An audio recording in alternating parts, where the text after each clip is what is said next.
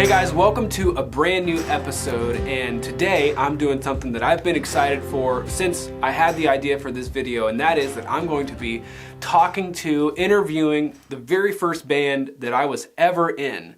And so they're actually going to be here with me today, and so we got a lot of stuff to talk about, a lot of ground to cover. We talk about our music and things like that. And so without any further ado, through the magic of video editing, I will now superimpose them onto the screen. This is insanely good editing. That looks really cool. Wow, good job. All right, so, okay, these are my sisters. We were in a band. I say band. It was basically just like a singing vocal group, like when we were growing up. Our mom was very serious about trying to teach us harmony and things like that, and so we pretty much grew up doing it. For lack of anything else to do. Well, yeah, it's like, or we could have done other stuff, but yeah, it wouldn't have been probably as good. But regardless, it was like, we started singing together. I don't even know when.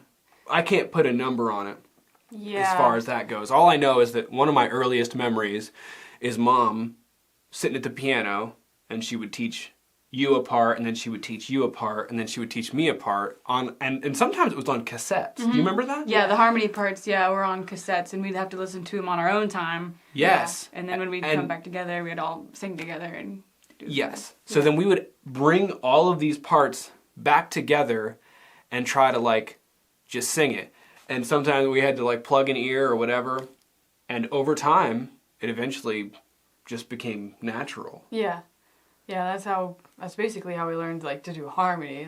Right. But for the longest time, Mom actually just took her guitar around with us and played with us because we didn't really learn to play instruments until way later, probably. Yeah. I remember I was probably around 12 when we first started singing together, and then I feel like we were playing instruments by the time maybe 2 years later. I feel like you were always playing the guitar after that. Yeah. So I forgot about Mom always traveling around with us and singing, or she would play while we would sing. And it was around the time she got her license that he was actually really getting good at guitar, because then it could just be us three. Yeah. Yeah. And that was, I think when that happened was when we started, or at least for me, that's when I really felt like, well, this is kind of something, because we're doing it on our own initiative. Mom always got the gigs for us. Mm-hmm. Right. And she still did. She still booked them. Yeah. When we were just out driving and stuff, doing it on our own. Yeah. Part of, this whole conversation is that eventually, when we figured out that there's something to it, is when we started thinking about recordings and stuff. Right. We really did feel like we had something. Yeah, we were a band. Pretty special. We could, yeah, and it's maybe we could sell them at our shows or whatever. Yeah, because I think at this point too, wasn't Shiloh a thing, and they were doing shows and stuff, and they had albums. Ben had been recording. He was set up to record, and so we saw that, and we were like, oh, we should do that too, I think. Right. Yeah. We never really intended to make an album. We never sat out to create a cover-to-cover thing. There was never really a direction with any of them. We were, a lot of those were just kind of spur-of-the-moment songs when we would be together and we'd just have this idea. We'd just start riding on one of a guitar riff or a piano riff, and we would just come up with a song, and then we'd record it. Yeah. Over the course of just our lives together, in relationship with singing together, we have been sort of collecting these songs, and they've been just sort of stuck in limbo. Just floating around. And from computer on to a hard computer. drive, and from project to project. And so part of the reason that we're making this video is because we've always struggled to feel like something is completely done to the point where we could actually release it and put it on iTunes, to the point where we've done nothing but collected songs over the last 10 years. And we're done holding on to them. And we want to actually release everything that we've done over the last 10 years in one kind of master album. And I wanted an opportunity to talk about it because it needs some explanation because of the variety of, first of all, genres, but then as well, production level as well as quality. Right. Like, it is truly super interesting. Yeah, if nothing else, like it's gonna be really interesting to listen Yes. to. That's the I'm best excited word. to. It's interesting. Yeah. Yes. Well, I wanted to give us a quick opportunity to talk about, like, maybe our favorite songs that we brought to the album. And I'd like to start with you, because the title of this album, you know, the cover of this album is "Make It There," which is the flagship Sarah's song song. on the album. And here you're saying, I don't know how, I don't contribute that much. But yet that song says the things that I think, I don't know. Just talk about that song. Where the heck did that come from? Talk about all of that. So that was what, 2 or 3 years after Mom died, right? Yeah. It wasn't that long after. Like, So it wasn't super long. It happened very, very recently, close to that time when our mom passed away. A lot of people think that I wrote that for Mom, but actually, that was more of a. I moved to Indiana to be kind of with you guys and, you know, be extra family there for you. And I just kind of wanted to get out of Ohio. So a lot of the things made me sad, you know, just seeing places where our mom used to take us and everything like that. I just wanted something new, nothing to remind me of anything. Mm-hmm. So being there for a while, it gets lonely when, you know, you grew up with 12 siblings and, you know, all of their family and their kids and everything. And I remember being in my apartment and just, you know, picking up. I was on a baritone ukulele because I couldn't play guitar at the time. I tried, but it was difficult. So I started playing the baritone ukulele. And I started messing with this song and stuff. And actually, the verse that is most defining for me is, "Oh, I miss your understanding eyes, the wisdom of your soul." People think I was talking about Mom. But I was actually talking about, like, Naomi. You know what I mean? Or just, you know, that's who I was picturing when I That's who you were wrote missing at the moment. Like, That is so cool. Yeah, Does Naomi know that? I don't know. Well, now you do, Naomi. I was actually, like, I had her face in my mind. I was like, this is who I'm thinking of. Oh my god. Yeah, and then, you know, it kind of came together. The whole song came together there in my apartment. I wrote the whole thing. I think I wrote every single lyric and had it in my phone, and then I went to Sam and Asta and showed them, and they were like, oh my gosh, this is an awesome song. And then, you know, you guys added in, like, the guitar part and everything else that makes it, you know, just took it to a whole new level. Oh my gosh, this song gives me more feels almost than anything else. Yeah, I would say so too. Because here's what happened, and this is why I think it's the perfect song, like, for our, like, album title. And it is because Sarah brought this, literally just a ukulele, and she sang it, and I'm like, this song is freaking amazing. And normally, I'm not that great at hearing a great song before it's a great song. You know what I mean? Like, I'm not good at listening to a voice memo and thinking, yeah, that's a freaking hit song right there. But when I heard this song, I'm like, oh my gosh, this song is amazing. And it made me, because again, it made me feel something. I'm like, oh my gosh, Sarah, we have to record this. So then I added a guitar part, and then Ramona got to listen to it. Yeah. Well, I feel like we were literally, she showed us that song, both of us, I think. Or maybe it was like a second time she was showing both of us. She showed you, and then she was showing both of us in the church. We were there cleaning up or something. We were there in the empty sanctuary, and we were on the stage. And I think me and you were milling around, like, just playing with the guitar and the piano, because there was a baby grand on the stage there, and it was absolutely amazing. It was an amazing piano. And we were just started playing along with her, really. Yeah. When she showed us, and that's kind of how it all came together, really. Just promise you'll make it there. I don't know if you've thought about, like, which one you want to talk about or whatever, but regardless, it's like I want to give us that opportunity just because I think it's cool. As far as like my side, like all I can think about is being like my reservations about putting Up All Night on there. Oh man, listen, I think that's the one that I'm most excited for. Really? Up All I Night, am. yeah. Too. I mean, I'm excited about it, but Yeah, it's so atrocious to me anymore. Oh my like gosh, it's not. It's my lyrics are very heartfelt, and I wrote it because Sarah was going away to school for the first time. She was going away to college. And Again, we were homeschooled, and we were like besties. terrified of the outside world, and we were like like besties. best we were like friends. practically inseparable growing up. Yeah. And so she was leaving, and I was sad, and I like wrote this song for her. It's just called Up All Night, and it's just kind of about those feelings that you get when you're like going off to do something new. A lot of people are excited because they're, you know, all the expectations, and then there's people who are terrified because of what could whatever. happen? Like, But, you know what I mean? Like introverts are just kind of like introverts unite. Just anxious people Let's in not. general. Like I love that song though, and I that's the one I'm most excited for, just because it's so like, I mean, out of all the ones that are just completely random, I would say It is random. Is the most And different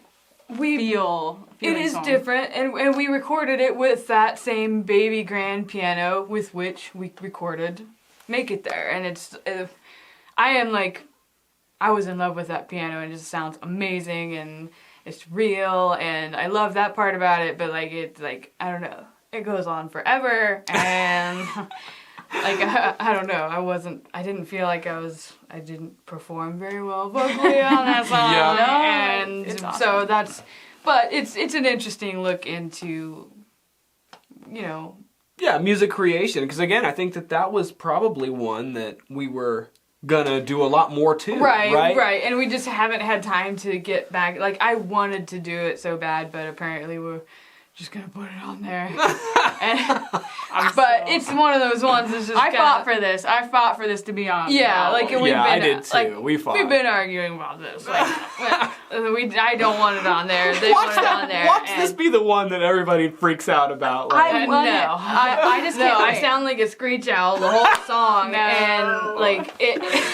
But this is not. my songs are practically from my journal. Like, they're how I feel, and Yeah, so that's cool.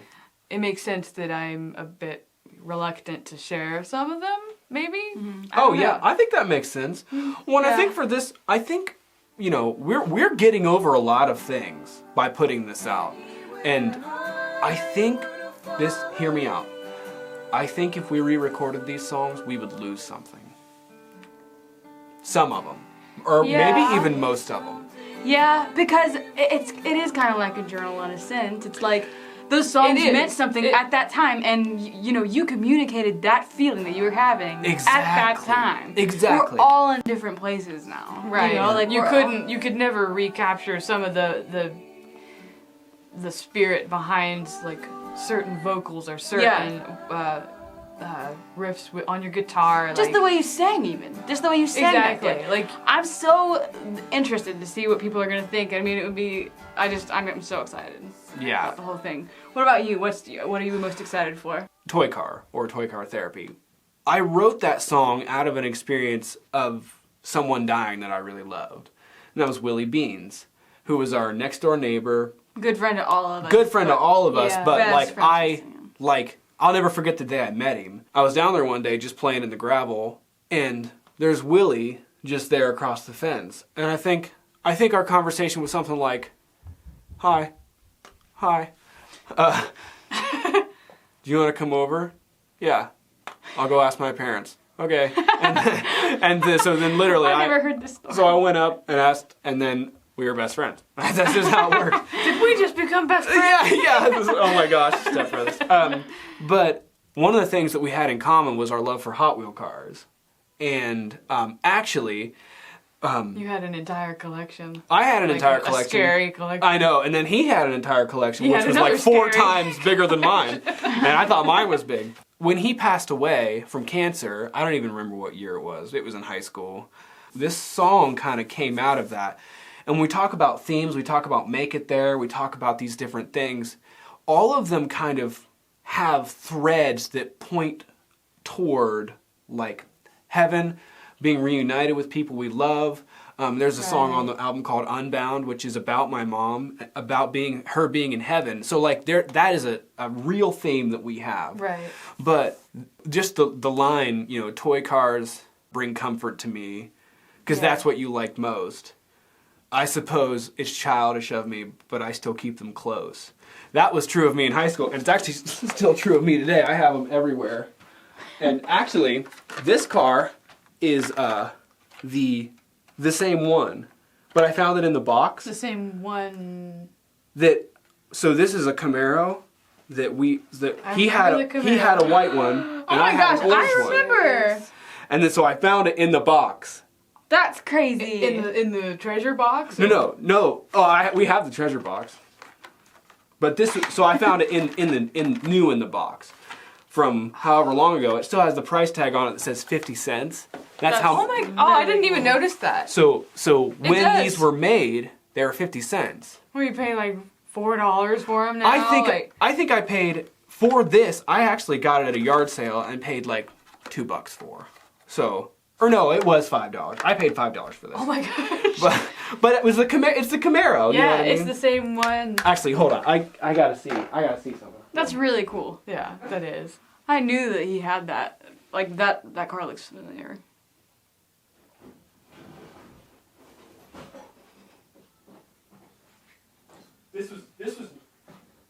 This was not a part of the plan, but Oh boy. I wanted to just. So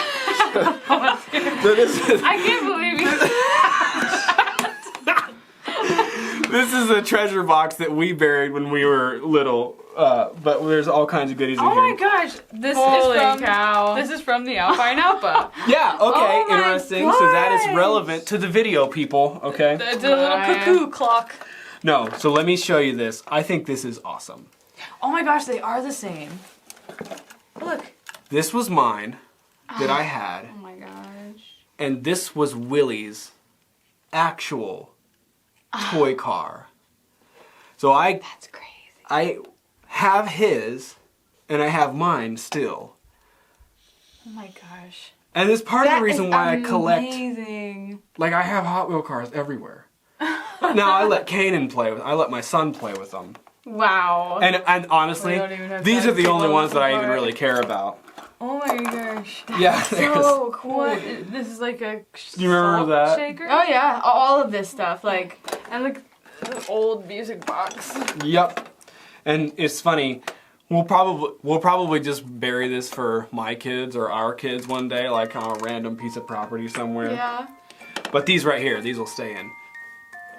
Oh, my heart will go on. My heart. That's awesome. This is an old cigar box. You know. There's a Zippo lighter. Yeah. And you remember- hideous jewelry. There's coins in this box. But honestly, I don't know how I'm gonna get all this back in. Yeah, let's start putting it back. Oh, can we read? Let's read the note that we put in there. Oh no, maybe there's not. a note. Oh no, we're gonna let's Yeah, read but it's this. like probably not. Mood ring. Oh my gosh. To the finders. Some of the items in the chest may not make sense to you. This is because those items are our treasures because of the memories attached to them. If you want to enjoy and understand the treasure fully, ask us about the items. The stories are endless, and so was our imagination. Oh my gosh, this is the best. The time we spent while hiding the treasure was spent with friends, with friends that have passed on. And so the treasures are that much more treasurable. I say this because of the twin Camaros. Oh my gosh. Are you serious? I swear to you, I do not plan this. I did not What in the know. world? I did not know this. I don't remember that. I say this, here, you hold one. I say this because of the twin Camaros. They represent me and William Beans. God rest his soul. We in our young life were like brothers. and shared everything. There are many other items like these in the chest. Ask us about them, then you will know what finding treasure means. Okay, guys, I swear to you, I did not plan this. Twin Camaro. Wow. I can't believe it because it's perfectly relevant to the video. I know. This was a tangent, but it because these. Okay. Just so- a reminder, this is about the song. Yeah. This is about the song Toy Toy Car Therapy. Car therapy. Yeah. If you don't listen to anything else, listen to Toy Car Therapy. Oh Wow. my gosh, dude. Which is a song that Sam wrote. For his best friend, literally best friend. Yeah. Willie B. So that is. Oh my gosh. I'm glad we did it. I'm glad we went there. Wow. So, anyways, yeah, Toy Car Therapy. That was the song that I wanted to talk about, and you know, I could talk about the technical stuff. Like I didn't have a guitar pedal at the time, and it sounds like trash. I don't care. It's more about the message that it has, and it's like, man, you know, the last words of this song are, "Snow makes me warm a little bit. It's the beauty of the cold. I have come to terms with losing, but not without the hope that you are up there and you're looking down with a smile on your face, and I will see you again." It applied to Willie. Well, now it applies to our mom. And it applies honestly to anybody else that we love, you know, or that's the hope, right? That's part of the reason we write. That's part of the reason we're doing this is because we really want people to be there. You know, we really want people to make it there. You know what I'm saying? Right. We want to see people again. And Yeah. it's like, that's true of our family, that's true of our friends, and that's probably the root motivation for releasing this music, because if one person hears it and says, "Oh wow," you know, and has an encounter, or one person hears it and it changes their perspective to the way that, Yeah, if you know, they're to God, or encouraged or it's like, man, that is 100% it. yeah. Here, with all of its bumps and bruises, all of the things that we struggle with, all of the things that were on our hearts at the time, all of the things that we probably wouldn't want necessarily to share, are open and here on this album. And so we're so excited to announce that as of this moment, it is available for you to go stream on Spotify and iTunes and on all your other streaming platforms. And we are just absolutely ecstatic that you get a chance to listen to it.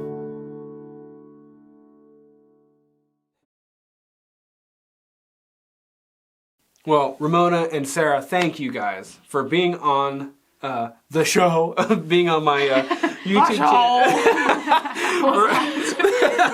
The show, for being on my YouTube channel, and for just sharing what you shared. And I want to encourage you to listen to this album and let us know what your favorite song is. That would be awesome, and we'll be active in the comments when this goes up. But regardless, make sure you subscribe to this channel, because I'm going to be continuing to do a lot of stuff that has to do with music, that has to do with production, that has to do with interviews of other musicians and things like that. And so we've got a lot of other great videos planned for the year. Thanks for tuning in, like and subscribe, and we will see you guys next time.